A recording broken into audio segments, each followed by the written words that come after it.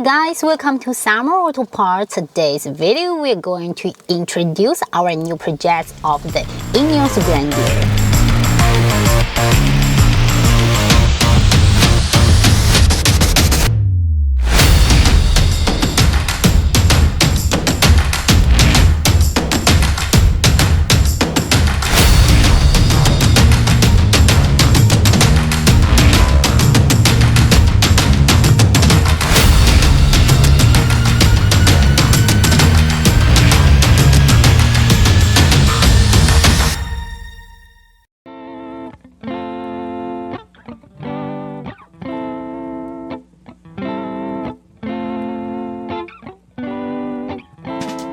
As you can see, the one on my hand is a vintage style steering wheel. This is a generic steering wheel, but we do the handmade work for making it more vintage style and retro. So you can find this is leather, which is brown, and we need to use the original accessories back to this one to assemble it to complete the steering wheel. So today's following our videos to check how to make the steering wheel by the retro style, and if you have any suggestion of the steering wheel, just feel free to contact us and leave a message on the comments.